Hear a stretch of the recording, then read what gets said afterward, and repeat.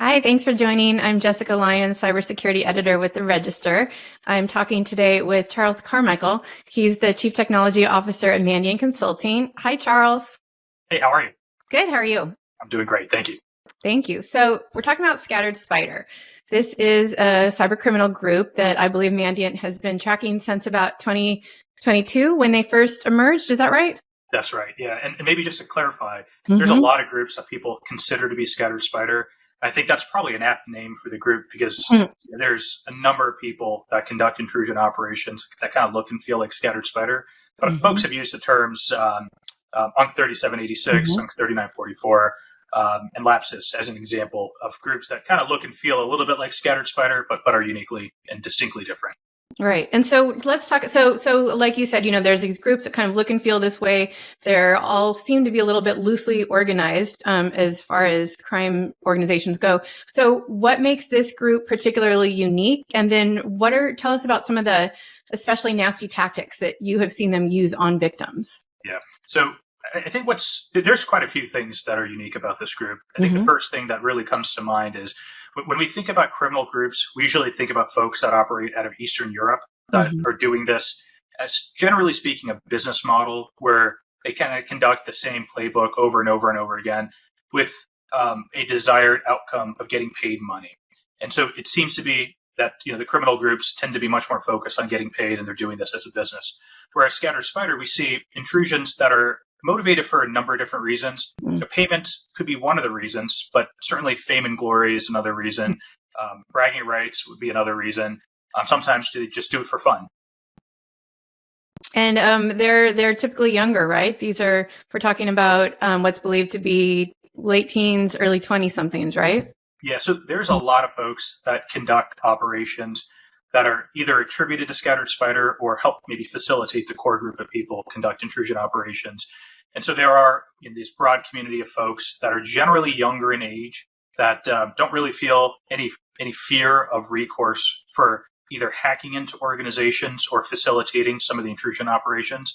So, for example, we see teenagers that go into stores that will essentially SIM swap individuals to help facilitate an intrusion. And they do that by pretending to be somebody else. They show fake ID. They ultimately get access to people's telephone numbers, and then they facilitate the intrusion process. But in terms of Scattered Spider, they're definitely folks that are facilitating intrusion operations on behalf of what's kind of collectively known as Scattered Spider that are generally younger. A lot of folks are in the United States or the United Kingdom. But it's not just exclusively focused on U.S. and U.K. folks. There are folks outside of those regions that are facilitating intrusions. Right. And so a couple of the big ones that have been attributed to this group happened over the summer. That's the Las Vegas casino hacks. Talk about those. What happened and what was the significance of those two breaches? Yeah. So we've seen a lot of intrusion operations by Scattered Spider over the years. And what really changed when the casinos in Las Vegas were impacted is kind of everyday people were able to see the outcome of a cyber attack.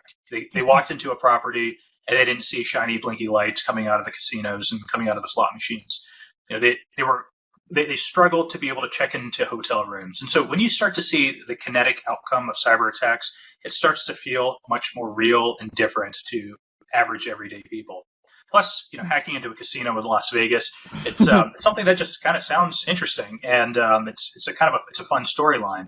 But what came out of that is that law enforcement started paying a whole lot more attention on this group, or this collective group of people, and they started taking some actions, and they've created a certain level of awareness around this group about the things that they are able to do and what they have been doing over quite some period of time and what they continue to do right now.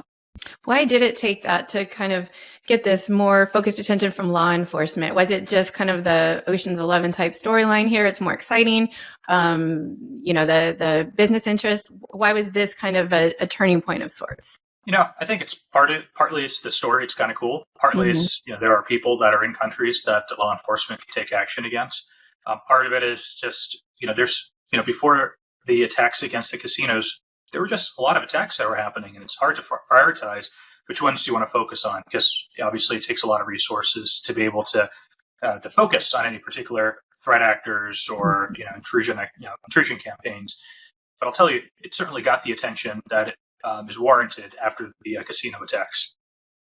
So, like you said, I mean, these are people who are in probably the US and the UK. It's not Eastern Europe. It's not Russia like we see a lot of times, which makes it really difficult to actually cuff somebody, bring anybody to justice. So why don't we have any arrests yet? Why haven't we seen any action taken against this group from a law enforcement perspective?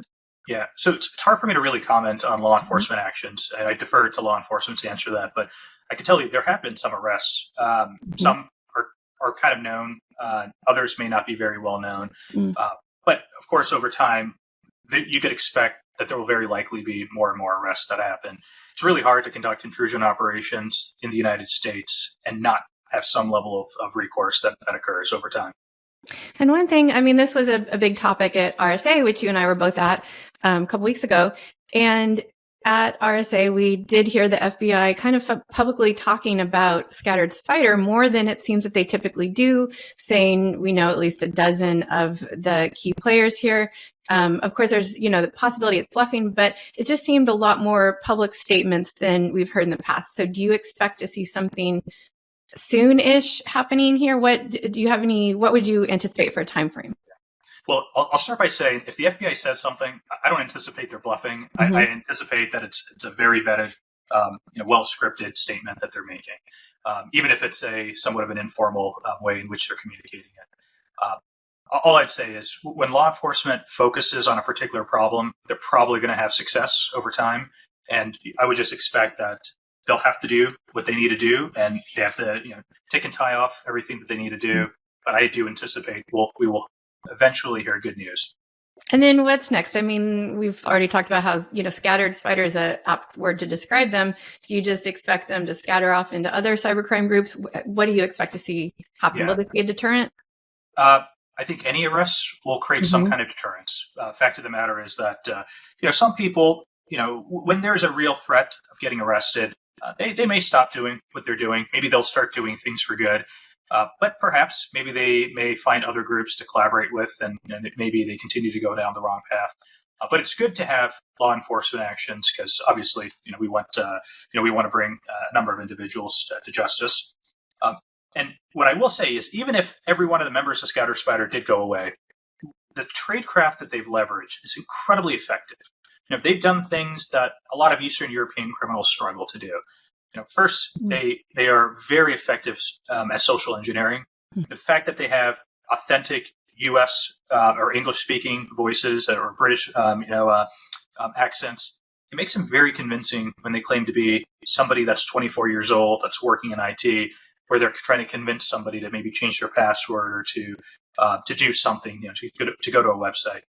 The other thing that they've done is, they've leveraged a lot of really clever techniques to escalate privileges really quickly in environments and to create disruption. And those techniques that they're using are quite effective, and other threat actors will inevitably leverage it. So I do believe that they've learned certain things from advanced groups, and I think advanced groups will learn certain things from them, and I think the cycle will continue. So kind of a case study of sorts, almost, as to how to use what you have for more effective hacks, it sounds like. I think a lot of threat actors learn from each other. They learn from the offensive security blogs that people publish. They learn from the investigative blogs that other people publish.